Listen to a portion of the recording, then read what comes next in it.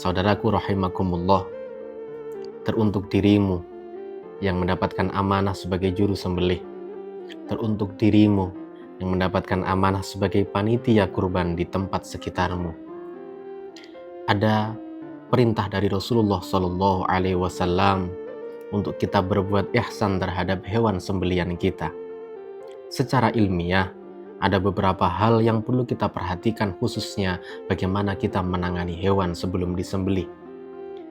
Secara ilmiah setidaknya ada 5 hal yang harus kita pastikan hewan itu terjaga dari beberapa hal yang tidak selayaknya ia terima. Yang pertama adalah ia harus bebas dari rasa lapar dan haus. Ia boleh dipuasakan beberapa jam sebelum disembelih, tetapi tidak dengan kehilangan kesempatan untuk minum sampai di akhir hayatnya. Oleh karena itu, makanan kita berikan sampai beberapa jam sebelum disembelih. Sementara minum kita berikan sampai dia kapanpun membutuhkan, dia bisa meminumnya. Yang kedua, ia harus bebas dari rasa tidak nyaman. Cukuplah ia tidak nyaman berada di kendaraan, dibawa ke sana kemari. Jangan lagi ditambah ketidaknyamanan tempat yang tidak proper, gangguan dari orang di sekitarnya sehingga kenyamanan itu terusik. Yang ketiga, ia harus bebas dari rasa sakit dan menderita.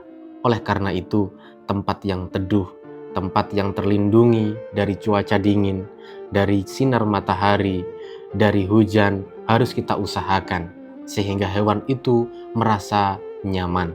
Dan selanjutnya yang keempat adalah ia harus bebas dari stres. Oleh karena itu, gangguan-gangguan yang mungkin bisa saja muncul di sekitarnya harus kita antisipasi. Kalaulah ia di rumah, mungkin yang mengganggu hanya cucunya si pemilik hewan itu. Tetapi begitu dipindah di halaman masjid, bisa jadi putra-putri kita, tetangga-tetangga kita ingin melihat, maka perlu disiapkan ruang khusus yang tidak mudah terakses atau bahkan tersentuh atau bahkan didekati, sehingga yang kelima akan tercipta.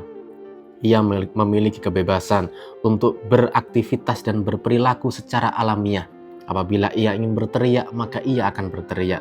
Apabila ia ingin makan, ia tidak ketakutan untuk makan.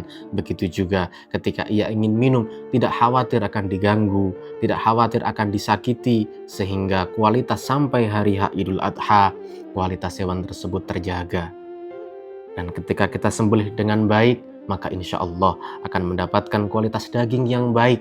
Dan kriteria baik adalah asuh, A. aman, S. sehat, U. utuh, dan yang terakhir adalah halal.